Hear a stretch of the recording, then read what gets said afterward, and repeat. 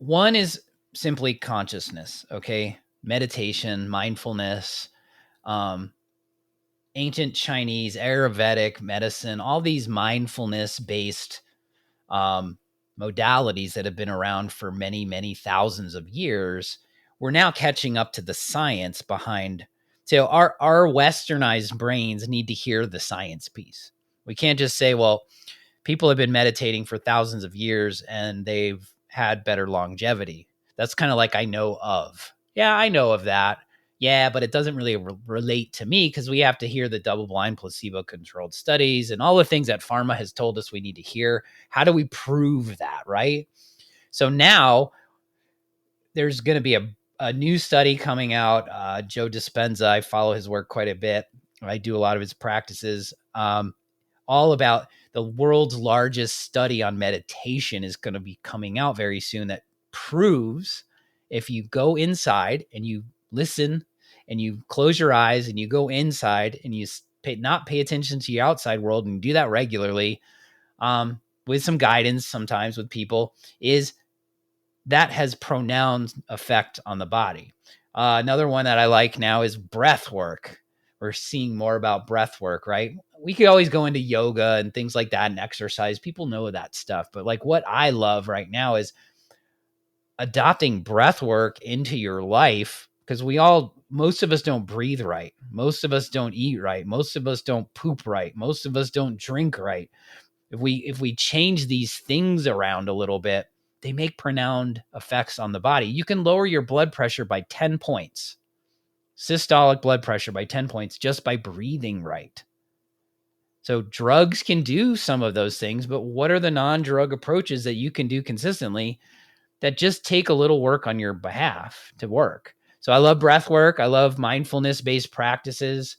A lot going on with psychedelic medicine and plant medicines and how they're changing the physiochemical principles of the body and getting some of that emotional stuff done. Obviously, you don't want to play around with that. It's not a recreational thing, but we're going to be talking about that too.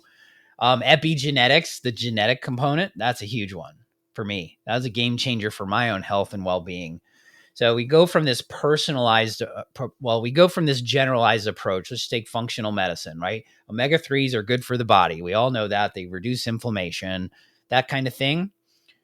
And then you take it to, well, if I spit in a tube and I test my genomics, and we'll go over the tests that I use and we'll go over how you can read it in a deep dive with our podcast. But the fundamental component is epigenetics. What does that mean? Is how do our genes interact with our current environment and how do those genes turn on and off? Not like a light switch, but more like a dimmer switch. So think of it this way. Everyone that has a cancer gene doesn't always get cancer. So the old way of thinking is my dad had blood pressure issues. My grandpa had blood pressure issues. I had the genetics there's a good chance I'm going to have it, right? That's the old way of thinking.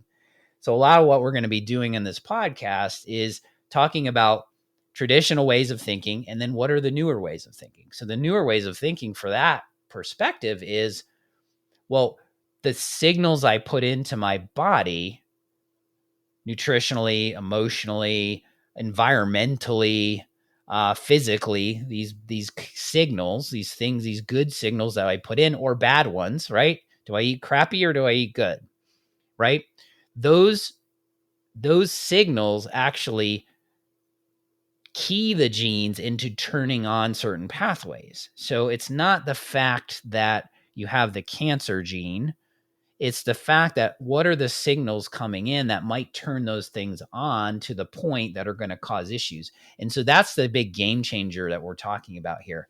And a lot of people have probably done some genetic testing like 23andMe and then throw a health thing in, and then they got a BRCA gene for or some other gene that says that. We're not talking about that here. We're talking about how do our genetics interact with the environment. So what lifestyles and what supplements or nutritional things should I be doing, lifestyle and supplementation and nutrition that specifically affect my genomic profile, not just one gene, how they all interact, and whether or not that's good or bad. So we're there now.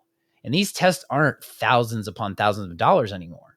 So for $400-500, you can get a whole genomic profile done that teaches you all the lifestyle and all the supplementation, all the nutrients that are really good for you that we now know that have clinical significance, and then they rate them. So there's high significance, low significance, and then inferred significance. And so for me, that's a game changer, and that's where I think we can start knocking 10 years of good quality life onto people's lives.